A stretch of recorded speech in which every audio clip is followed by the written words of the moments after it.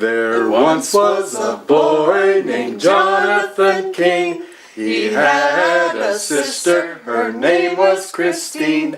They lived in a house with their mommy and dad. The best mom and dad that a kid ever had. I invented that line. Well, I'm a little nervous about receiving what seems like an honor here. In fact, it doesn't really appeal to me to do this, except if we had the opportunity to let people know that if you're a Christian and turn things over to God and to Jesus and try to follow the Bible, finally things seem to work out. And we didn't have to even go to finally. These two kids have surpassed us already in their Christian faith and witness.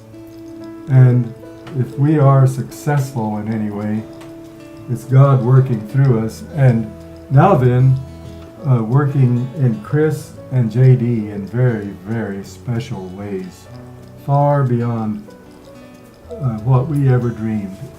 The biggest challenge to all of us is the fact that I was diagnosed in 2010 with frontal temporal dementia, meaning that the frontal lobe of my brain, it's a devastating disease for the family, maybe as much or more than the person that's going through it.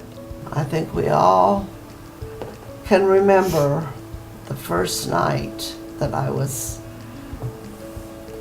taken over there and put in a locked unit. And when I saw them leave, and when they saw me wave, we all thought it would be until I died. And it's pretty rough. It's the hardest day of my life, I'll tell you. Yeah. To lock your wife up and then leave. Not fun. I should say I had thousands of people praying for me because I feel a large part because of Deaf Missions, because after about 4.5 months, 5 months, I just started doing better. I asked one of the doctors, what's the prognosis now? He said, good land, I don't know, nothing like this ever happened. And I asked another doctor, how come of this? Well, it's an answer to prayer. I asked another doctor, how come? It's a miracle. And so it's got us all just praising God. It's an amazing thing, and it's a wonderful testimony. This is a word my dad made up. It's probopportunity, that what starts out looking like a problem becomes an opportunity. And we have seen that many, many times in our lives, and I feel like that has been a huge foundation to stand on, is that we can move forward and know that God is working even through the things that are really difficult. Well, as I tell most people, I got involved with deaf ministry because I was preaching to hearing people and they didn't pay any attention. So I thought I'd just talk to the deaf. But there is a longer story. And I was preaching to hearing people in Norfolk, Nebraska. A man went out one day, he shook my hand and there was money left in my hand. I said, what's that for? He said, well, it's Christmas time, and it was December. He said, would you take that to the people who live at 615 Walnut? They're broke, and I feel sorry for them. And I said, well, sure, but why don't you do it yourself? He said, well, I rent them the house that they live in, and I don't want them to think I'm such a good Joe that they won't pay their rent. And I figured out that's why he was a businessman, and I was a preacher. So I took it, punched what I thought was a doorbell, but I learned later it was a light. And then here came a young lady, and I said, here is an anonymous cash gift. And she went, and oh my word, she's deaf. And I didn't know what to do. She did. She got a pad of paper and a pencil and wrote, what do you want? I struggled writing it, and it was so cold, she invited me in. I was writing notes to her at the kitchen table when her husband came home. Found me writing notes to his wife, but understood. Finally, I wrote, "Why don't you come to church?"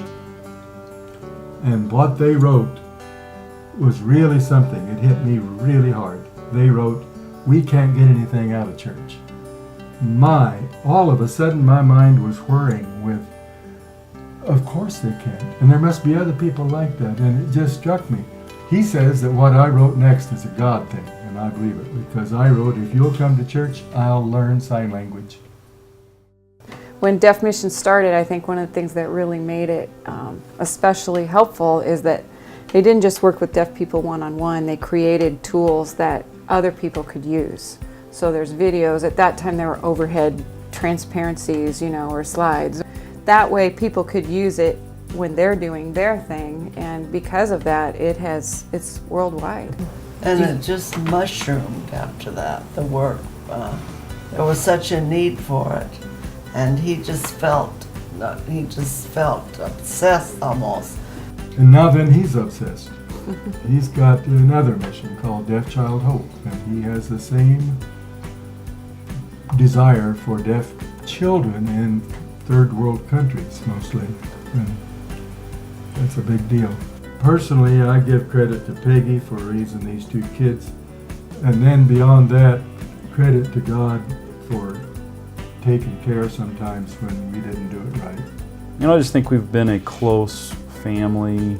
I think it starts with the parents loving each other first, showing that love, modeling that love, but then again having unconditional love and acceptance of their children. So We just were really blessed with two really neat people.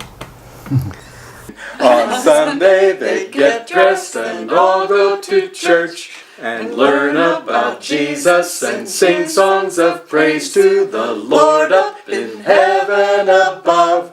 And now the King family tells of God's love to all men. To Chris and John and Dad and Mom, and to all the people, both hearing and deaf, this is the song of the King family. So there it is.